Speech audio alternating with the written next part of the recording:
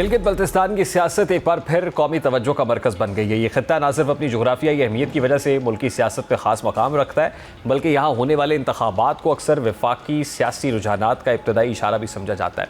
अब जैसा कि गिलगित बल्तिस्तान में होने वाले हालिया इंतखाबात में पाकिस्तान पीपल्स पार्टी की नुमाया कामयाबी ने सियासी हलकों में नई बहस छेड़ दी है।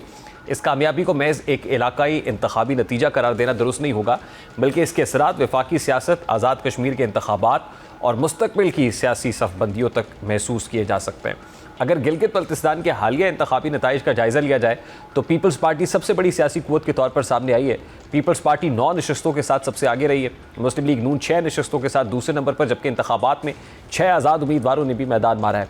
इसी तरह मजलिस वहदत मुस्लिमीन एक नशस्त हासिल करने में कामयाब रही है। अब देखा जाए तो मुख्तलिफ नशस्तों पर आज़ाद उम्मीदवारों और दीगर जमातों ने भी कामयाबी हासिल की है, लेकिन मजमूई तौर पर पीपल्स पार्टी ने इंतखाबी बरतरी साबित की है। यही वजह है कि बिलावल भुट्टो जरदारी ने नताइज सामने आते ही हुकूमत साजी की कोशिशों का ऐलान किया है। दरहकीकत किसी भी इंतखाब में सबसे बड़ी जमात बनकर उभरना सिर्फ नशस्तों की तादाद का मामला नहीं, बल्कि ये अवामी एतमाद, तंजीमी ताकत और सियासी बयानिए की कामयाबी का इजहार भी होता है। यही वजह है कि गिलगित बल्तिस्तान जैसे हसास माहौल में पीपल्स पार्टी की यह कामयाबी मज़ीद अहमियत इख्तियार कर जाती है, क्योंकि यहाँ मुख्तलिफ इलाकों, बरादरियों और सियासी रुझानात का इम्तजाज मौजूद है। इस इंतखाब का एक दिलचस्प पहलू ये भी है कि पीपल्स पार्टी ने इंतखाबी मुहिम के दौरान वफाकी हुकूमत पर प्री पोल रिगिंग के इल्ज़ाम आयद किए थे।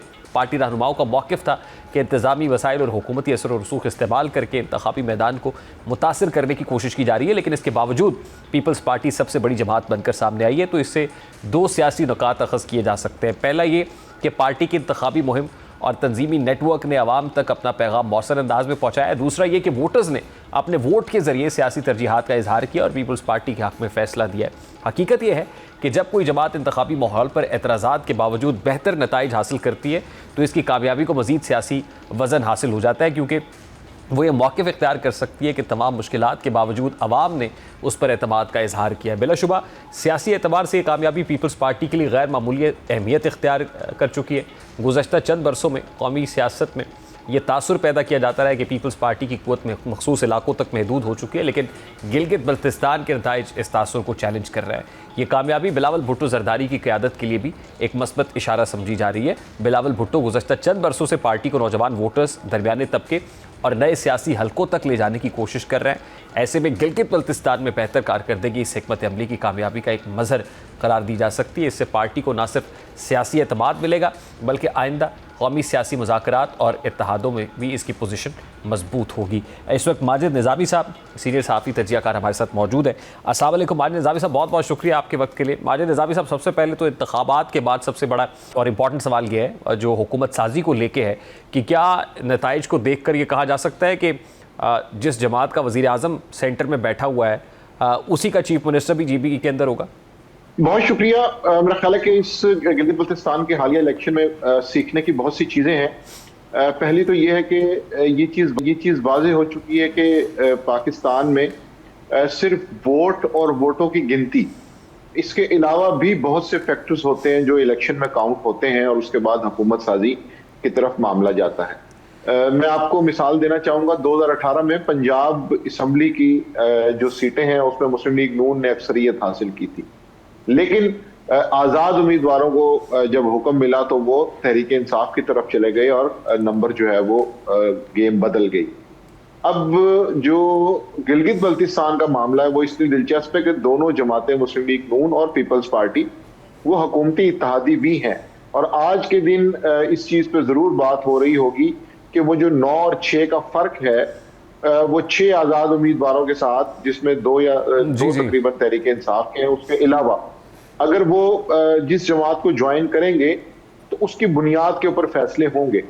और इसको मैं सिर्फ आइसोलेशन में नहीं देख रहा, बल्कि इसका एक पूरी इसकी टाइमलाइन बनती है कि जिसमें फेडरल बजट है, 28वीं आईनी तरमीम है, आज़ाद कश्मीर के इलेक्शंस हैं, ये सारी चीज़ें इंटर रिलेटेड और कनेक्टेड हैं।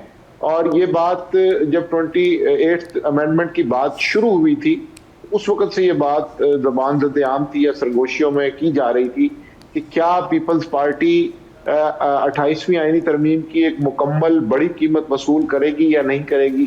तो मेरा ख्याल है उसके पहले स्टेप का आगाज़ तो गिलगित बल्तिस्तान से हो गया है। अगर आज़ाद कश्मीर के अंदर भी मामलात इस तरह के रहते हैं तो फिर ये देखा जा सकता है कि इसमें जो दीगर फैक्टर्स इन्वॉल्व हैं वो बहुत अहमियत के हामिल हैं। तो इसलिए अब देखना ये है कि क्या ये 1+1 होगा या 2-0 होगा, मुस्लिम लीग नून को कुछ भी नहीं मिलेगा। तो ये अभी आने वाले अब देखिए ना, दोनों वाज़ेह हो जमातें जाएगा। मरकज में इत्तेहादी हैं। अब यहाँ पे बुनियादी सवाल ये है कि क्या पाकिस्तान मुस्लिम लीग नून पीपल्स पार्टी की नंबर गेम बेहतर होने की इस मुस्तहकम पोजीशन को या एज अ लार्जेस्ट पार्टी के तौर पर ज़्यादा सीटें निकालने की इस मैंडेट का एहतराम करती है, या फिर जोड़ तोड़ के अंदर हिस्सा बकदरे जुस्सा डालती है? तो दोनों ज़ाहिर है सेंटर में बैठी हुई हैं, तो आपको क्या लगता है दोनों जोर लगाएंगी या फिर कोई एडजस्टमेंट हो जाएगी?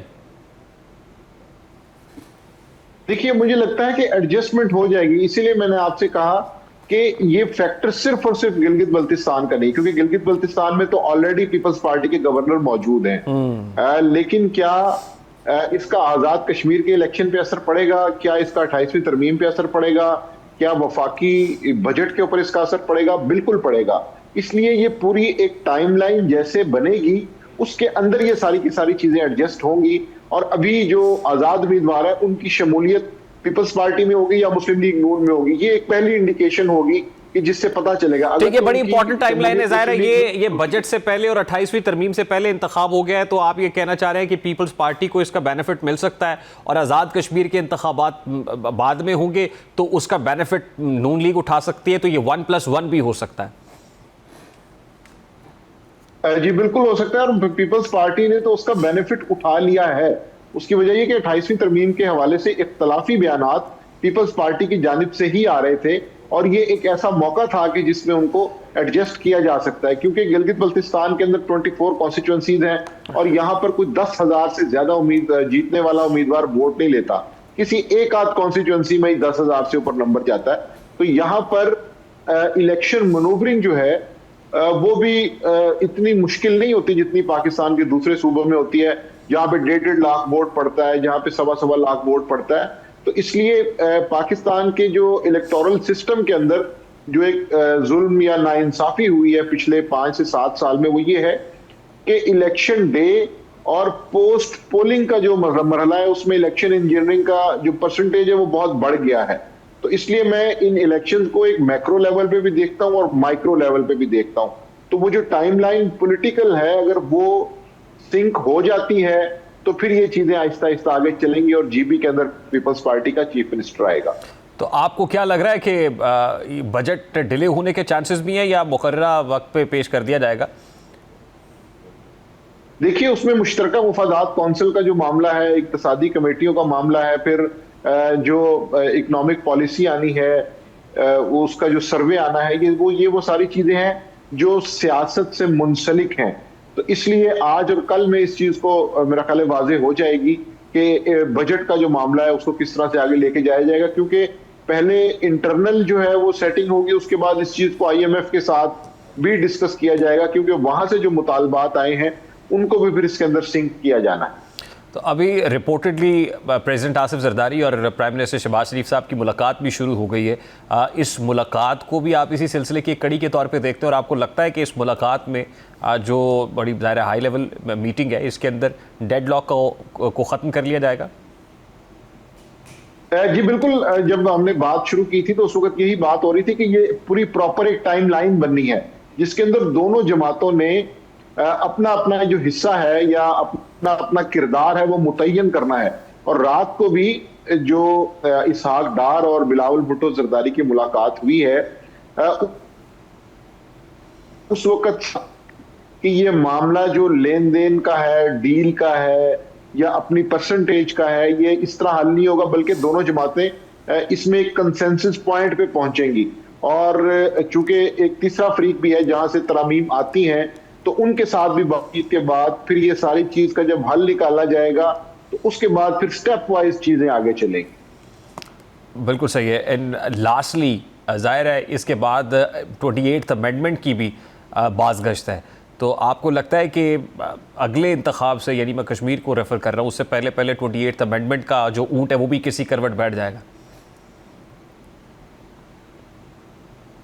देखिए, कश्मीर के इलेक्शंस पे अभी बहुत सी तलवारें लटक रही हैं। हो सकता है वहां पे पोस्टपोन किया जाए, हो सकता है वहां की जो पॉलिटिकल सिचुएशन है उसके अकॉर्डिंगली वहां का फैसला होना है।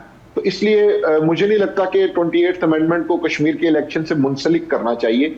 और मेरा ख्याल है कि आने वाले दिनों में जैसे जैसे आज़ाद कश्मीर की सिचुएशन में क्लैरिटी आएगी, उससे बिल्कुल ये चीज़ वाज़ेह होगी कि वहां पर इलेक्शन क्या वक्त पर होंगे या नहीं होंगे। क्योंकि जो प्राइम मिनिस्टर आज़ाद कश्मीर के, वो इस वक्त ज़्यादा वक्त इस्लामाबाद ही गुजार रहे हैं। तो ये चीज़ मेरा ख्याल है एक डिफरेंट इशू है। और जो वादे, जो मामलात में कोऑर्डिनेशन आज तय हो जाएगी, फिर उसकी बुनियाद पे चीज़ें आगे चलेंगी। बहुत शुक्रिया माजिद निज़ामी साहब, आपके वक्त के लिए। सीनियर सहाफ़ी तजज़ियाकार माजिद निज़ामी साहब हमारे साथ मौजूद थे।